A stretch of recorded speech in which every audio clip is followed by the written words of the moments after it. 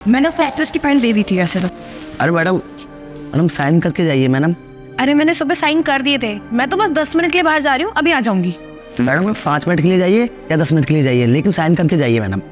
I will get your call back.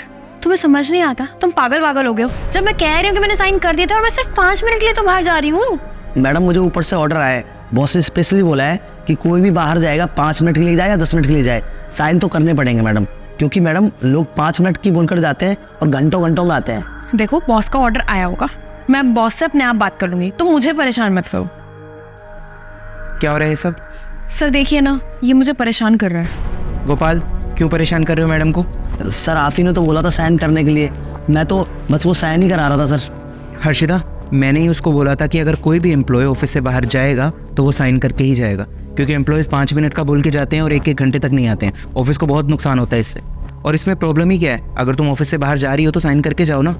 और ये उसकी ड्यूटी है, वो तुमको परेशान नहीं कर रहा, उसको उसका काम करने दो। ठीक है।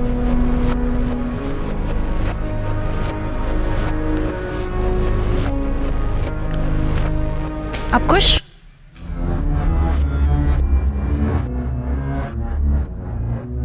इस गार्ड को तो सबक सिखाना पड़ेगा, इसने मुझे जलील किया, वो भी बॉस के सामने।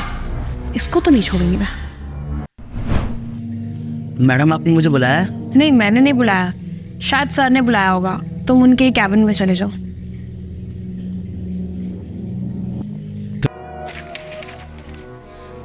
मैडम लेकिन सर तो ऑफिस में है ही नहीं। अच्छा, शायद कहीं गए होंगे, मुझे भी नहीं पता। तुम जाओ, बाद में आ जाना।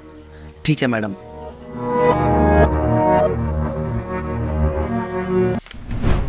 हर्षिता, मेरे ऑफिस के ड्रॉर में कुछ कैश पड़ा था, लेकिन अब नहीं है।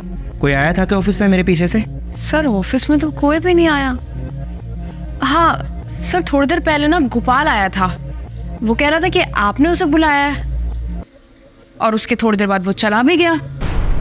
मैंने तो उसे नहीं बुलाया। सर हो सकता है उसी ने आपके पैसे लिए हो। अगर आपको मुझ पे यकीन नहीं है तो मैं एक काम करती हूँ, आपको सीसीटीवी कैमरा चेक करा देती हूँ। ये देखिए सर। चलो मेरे साथ। सर आप? बैग दो अपना। लेकिन मैडम क्या हुआ? मैंने कहा बैग दो अपना। ये लीजिए मैडम।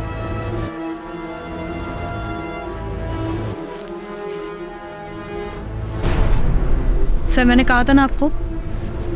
कहाँ से आए ये? सर मुझे नहीं पता ये पैसे मेरे बैग में कहाँ से आए। मैं बताता हूँ ये कैसे आए। मेरे ऑफिस में आओ अभी के अभी। सर मुझे सच में नहीं मालूम ये पैसे मेरे बैग में कहाँ से आए।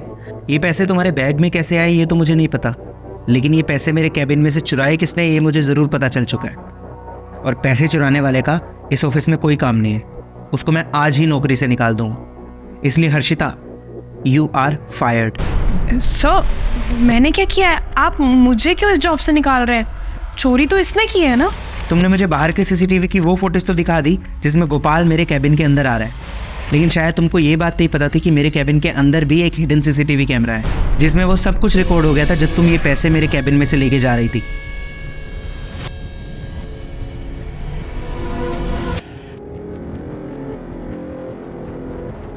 अब सच सच बताओगी तुमने ये क्यों किया, या मैं पुलिस को बुलाऊं?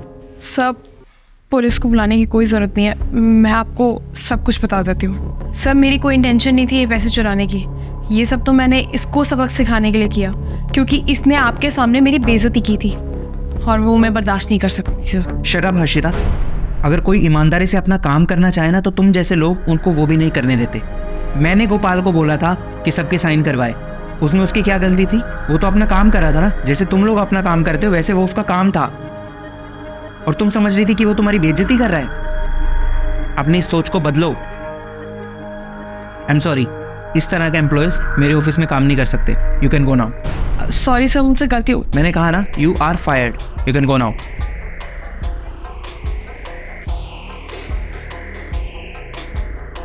गोपाल, हर्षिता की तरफ से मैं तुमसे माफी मांगता हूँ, तुम जाके अपना काम कंटिन्यू कर सकते हो। Thank you so much sir.